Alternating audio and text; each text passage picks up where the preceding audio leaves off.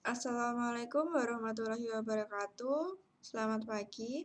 Perkenalkan nama saya Alifia Rahma dengan NIM 132 11111333225 dari kelas A2. Pada pagi hari ini, izinkan saya mempresentasikan hasil review beberapa jurnal dan buku yang telah saya lakukan mengenai anatomi dan fisiologi sistem respirasi. Yang pertama yang akan kita bahas yaitu pengertian dari sistem respirasi. Sistem respirasi atau sistem pernafasan adalah suatu sistem yang membawa oksigen melalui jalan napas kemudian ke alveoli yang kemudian akan mengalami difusi atau pertukaran gas oksigen dengan karbon dioksida kemudian dialirkan ke darah untuk ditransportasikan. Proses menghirup oksigen ini disebut inspirasi, sedangkan proses mengeluarkan karbon dioksida disebut ekspirasi. Dalam proses pernafasan, oksigen merupakan zat kebutuhan utama. Oksigen untuk pernapasan diperoleh dari udara di lingkungan sekitar. Sistem pernafasan atau respirasi terdiri dari dua bagian, yaitu saluran nafas bagian atas. Pada bagian ini, udara yang masuk dihangatkan, disaring, dan dilembabkan, dan saluran nafas bagian bawah, yang dalam hal ini yaitu paru-paru, merupakan tempat pertukaran gas. Pertukaran gas dalam paru-paru terjadi secara difusi. Selanjutnya yaitu fungsi sistem respirasi. Secara fungsional, sistem pernafasan dapat digolongkan menjadi dua, yaitu zona konduksi atau non-respiratorik dan sebagai zona respiratorik. Sebagai zona konduksi atau non-respiratorik, terdiri dari hidung, faring, trakea, bronkus, serta bronkioli terminalis. Zona konduksi ini berperan sebagai tempat lewatnya udara pernafasan, serta membersihkan dan melembabkan dan menyamakan suhu udara pernafasan dengan suhu tubuh. Selain itu, berfungsi dalam pembentukan atau proses pembentukan suara, menyediakan jalan untuk mengeluarkan air dan panas, meningkatkan aliran balik vena. Yang selanjutnya yaitu fungsi sebagai zona respiratorik atau fungsi yang utama terdiri dari bronkiolus, respiratorius, dan alveoli. Zona respiratorik ini berfungsi untuk pertukaran gas dalam difusi, yaitu oksigen yang ada di alveoli, paru-paru, dan ditukar gas karbon dioksida yang ada di kapiler pembuluh darah.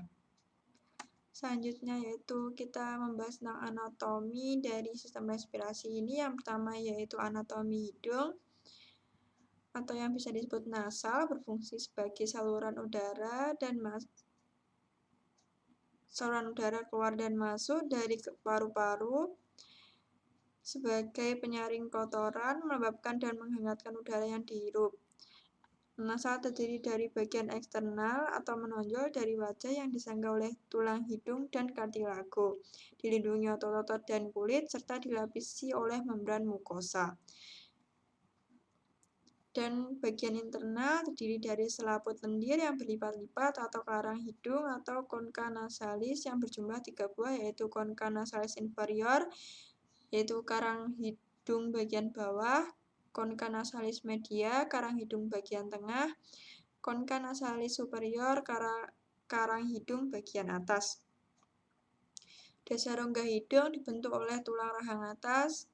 Ke atas rongga hidung berhubungan dengan beberapa rongga disebut sinus paranasalis yang terdiri dari sinus maxillaris atau rongga rahang atas, sinus frontalis rongga tulang dahi, sinus phenoidalis rongga tulang baji, dan sinus ethmoidalis atau rongga tulang tapis.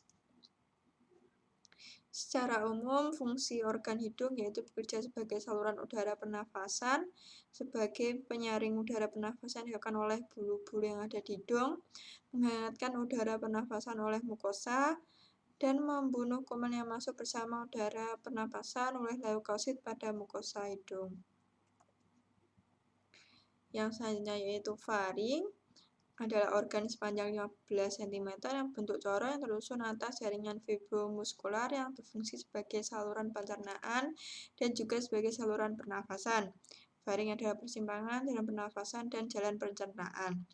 hubungan faring dengan organ sekitarnya, yaitu ke atas berhubungan dengan rongga hidung sebagai perantara lubang yang disebut coana, ke depan berhubungan dengan rongga mulut, isthmus faucium, ke bawah dua lubang sebagai arah depan lubang faring, dan ke arah belakang lubang eksofagus. Pembentuk dinding faring yaitu membran mukosa tersusun dari epitel squamous, pseudokompleks bersilia, submukosa, jaringan fibrosa, bentuk fascia pharyngobacillaris yang melekat pada basis krania, jaringan muskular terdiri atas otot sirkular dan longitudinal, jaringan ikat longgar yang membentuk fascia busoparingeal. Yang ketiga yaitu laring, merupakan salah satu saluran pernafasan membentang dari laryngosophageal junction dan menghubungkan faring dengan trakea. Laring bertindak sebagai pembentuk suara yang berasal dari pita suara yang berjumlah 2 buah. Terbentuk suara adalah hasil kerjasama antara rongga mulut, rongga hidung, laring, lidah, dan bibir. Laring terdiri dari 5 tulang rawan, yaitu kartilago tiroid yang berada depan jakun dan terlihat jelas pada laki-laki, kartilago arytenoid berbentuk beker, kartilago cricoid berbentuk cincin, dan kartilago epiglottis. Yang keempat yaitu trakea atau batang tenggorokan. Adalah sebuah tubular untuk masuknya udara dengan panjang 12 cm dengan diameter 2,5 cm. Trakea terletak di anterior eksofagus dan memanjang dari laring ke batas superior vertebrata toraks kelima. Trakea cukup kaku karena dirinya diperkuat dengan cincin tulang rawan hialin berbentuk C. Trakea dilapisi dengan mukosa bersilia. Silia bergerak terus-menerus ke bagian superior. Silia dikelilingi oleh sel goblet yang menghasilkan mukus. Silia mendorong mukus yang dengan partikel debu dan debris menjauhkan paru-paru menuju ke tenggorokan yang memungkinkan mukus tertelan atau dimuntahkan. Selanjutnya yaitu sistem pernapasan bawah, terdapat bronkus dan alveolus. Bronkus dan bronkiolus ini terdapat bronkus utama atau primer, kanan dan kiri dibentuk oleh percabangan dari trakea. Setiap bronkus utama berjalan miring sebelum terjun ke depresi medial atau hilus dari paru-paru pada sisinya sendiri.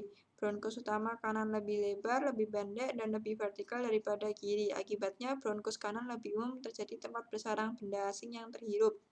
Pada saat udara masuk mencapai bronkus, udara yang masuk hangat sudah dibersihkan dari sebagian besar kotoran dan lembab. Seperti trakea, bronkus utama mengandung cincin tulang rawan yang tidak lengkap dan dilapisi oleh pseudostratified bersilia epitel kolumnar. Di titik di mana trakea membelah menjadi jalur utama kanan dan kiri, bronkus pada punggung bagian dalam disebut karina dibentuk oleh proyeksi posterior dan agak inferior dari tulang rawan trakea yang terakhir. Selaput mukosa merupakan salah satu area paling sensitif dari laring dan trakea untuk memicu refleks batuk. Saat memasuki paru-paru, bronkus utama membelah menjadi bronkus yang lebih kecil disebut lobar bronkus atau sekunder. Satu untuk setiap lobus paru-paru, yaitu paru-paru kanan memiliki 3 lobus, paru kiri memiliki 2 lobus. Lobar bronkus terus bercabang bentuk bronkus yang lebih kecil yang disebut segmental atau tersier bronkus yang mensuplai khusus segmen bronchopulmonalis di dalam lobus. Bronkus segmental kemudian terbagi menjadi bronkiolus. Bronkiolus pada gilirannya bercabang berulang kali dan yang terkecil bercabang menjadi tabung yang lebih kecil yang disebut bronkiolus terminal. Percabangan yang ekstensif ini dari trakea melalui bronkiolus terminal menyerupai pohon terbalik dan biasanya disebut sebagai pohon bronkial. Yang selanjutnya yaitu alveolus. Alveoli berkumpul mengelilingi kantong alveolar yang bermuara ke dalam ruangan umum yang disebut atrium. Paru-paru pada orang dewasa mempunyai sekitar 300 juta alveoli yang menyediakan permukaan sangat besar untuk pertukaran gas. Dinding pada alveoli merupakan lapisan tunggal sel epitel squamosa di atas membran basalis sangat tipis. Permukaan luar alveoli dilapisi kapiler pulmonalis. Dinding alveolar dan kapiler membentuk membran respiratorik. Pertukaran gas menembus membran respiratorik terjadi melalui difusi sederhana. Dinding alveolar juga berisi sel yang mensekresi cairan yang berisi surfaktan yang diperlukan untuk mempertahankan permukaan lembab dan mengurangi tekanan permukaan cairan alveolar, membantu mencegah kolapsnya paru-paru. Yang selanjutnya yaitu paru-paru. Paru-paru merupakan organ berpasangan berbentuk kerucut di dalam rongga dada. Paru-paru dipisahkan satu sama lain oleh jantung dan mediastinum yang membagi rongga toraks menjadi dua ruangan yang berbeda secara anatomis. Setiap paru-paru dibagi menjadi lobus oleh visura. Paru-paru kiri memiliki 2 lobus dan paru-paru kanan memiliki 3 lobus. Setiap paru-paru tertutup dan dilindungi oleh membran serosa berlapis ganda disebut membran pleura. Lapisan superficial yang disebut pleura parietal melapisi dinding rongga toraks dan lapisan dalam, pleura visceral, melapisi paru-paru sendiri. Antara pleura visceral dan parietal terdapat ruang kecil disebut rongga pleura yang berisi sedikit cairan pelumas yang disekresikan oleh membran. Pelumas ini memungkinkan paru untuk bergerak dengan mudah dalam dinding dada selama bernapas. Sistem vaskular paru terdiri atas arteri pulmonalis yang mengirim darah ke paru untuk oksigenasi dan vena pulmonalis yang mengirim darah kaya oksigen ke jantung. Dalam paru, arteri pulmonalis bercabang menjadi jaringan kapiler paru yang mengelilingi alveoli. Jaringan paru mendapat suplai darah dari arteri bronchialis dan dialiri oleh vena bronchialis dan pulmonalis. Selanjutnya yaitu kita masuk ke fisiologi sistem respirasi. Yang pertama yaitu ventilasi paru-paru. Ventilasi paru melibatkan pergerakan fisik udara ke dalam dan keluar dari paru-paru. Fungsi utama ventilasi paru adalah untuk mempertahankan ventilasi alveolar yang adekuat. Hal ini untuk mencegah penumpukan karbon dioksida di alveoli dan mencapai pasokan oksigen yang konstan ke jaringan. Udara mengalir di antara atmosfer dan alveoli paru-paru sebagai akibat dari perbedaan tekanan yang diciptakan oleh kontraksi dan relaksasi atau pernapasan. Laju aliran udara dan usaha yang dibutuhkan untuk bernapas dipengaruhi oleh tegangan permukaan alveoli dan integritas paru-paru. Proses ventilasi paru ini biasa disebut pernapasan. Faktor yang mempengaruhi ventilasi paru yaitu tegangan permukaan alveolar divalidasi oleh cairan surfaktan, resistansi jalan nafas atau aliran udara melalui saluran pernapasan memberikan tergantung pada resistensi dan perbedaan tekanan dan kompens paru adalah upaya yang dibutuhkan paru dan dada mengembang. Selanjutnya yaitu respirasi eksternal. Respirasi eksternal atau pertukaran gas paru adalah difusi oksigen dari kantong alveolar ke kapiler paru dan didifusikan karbon dioksida dari kapiler paru ke kantong alveolar untuk dihembuskan. Respirasi eksternal mengubah darah yang mengandung oksigen dari paru-paru ke darah beroksigen sebelum darah kembali ke sisi kiri jantung. Respirasi eksternal hanya terjadi di luar bronkiolus pernafasan. Respirasi eksternal juga merupakan difusi oksigen dari alveoli ke dalam sirkulasi paru atau aliran darah melalui paru-paru dan difusi karbon dioksida ke arah berlawanan. Difusi terjadi karena molekul gas selalu bergerak dari area konsentrasi tinggi ke konsentrasi rendah.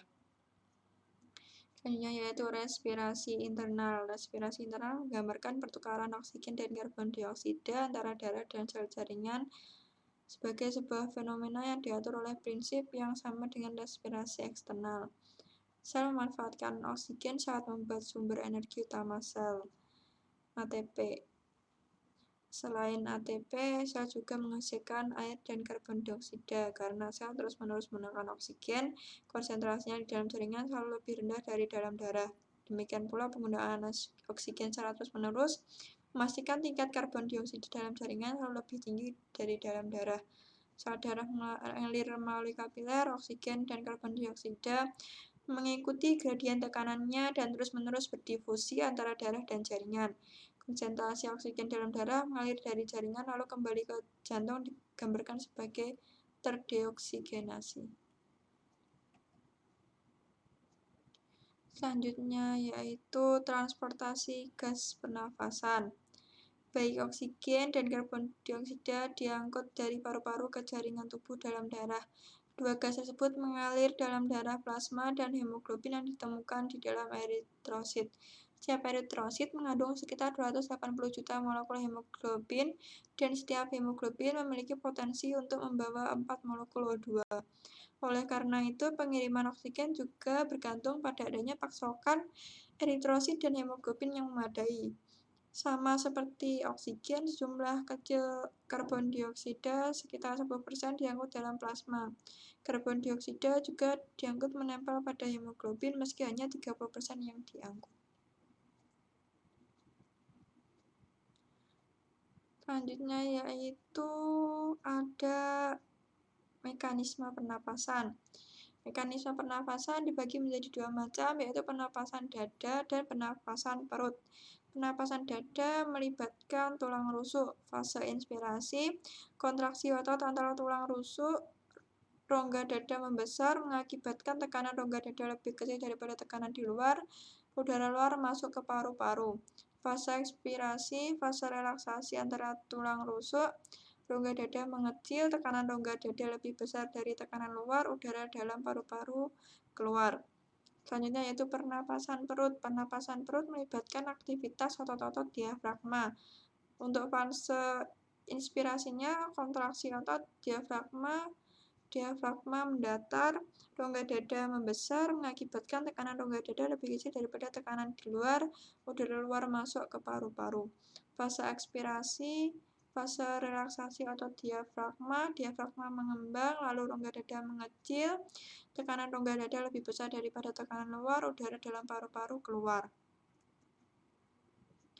Selanjutnya yaitu terdapat frekuensi pernapasan. Frekuensi pernapasan adalah intensitas pemasukan atau mengeluarkan udara per menit. Secara umum, frekuensi pernapasan pada manusia berkisar 16-18 kali per menit. Faktor yang mempengaruhi kecepatan frekuensi pernapasan yaitu usia. Sering bertambahnya usia, intensitas pernapasan semakin menurun. Selanjutnya yang kedua yaitu jenis kelamin. Laki-laki memiliki frekuensi pernapasan lebih cepat dibandingkan perempuan. Yang ketiga yaitu suhu tubuh. Semakin tinggi suhu tubuh, maka frekuensi pernapasan semakin cepat. Yang keempat yaitu posisi tubuh. Frekuensi pernapasan meningkat saat berjalan atau berlari daripada posisi diam. Yang kelima yaitu aktivitas. Semakin tinggi aktivitas, frekuensi pernapasan akan semakin cepat. Sekian presentasi yang saya lakukan. Apabila ada salah saya mohon maaf. Berikut merupakan sumber bacaan yang saya gunakan untuk membuat PPT ini, presentasi ini. Terima kasih. Wassalamualaikum warahmatullahi wabarakatuh.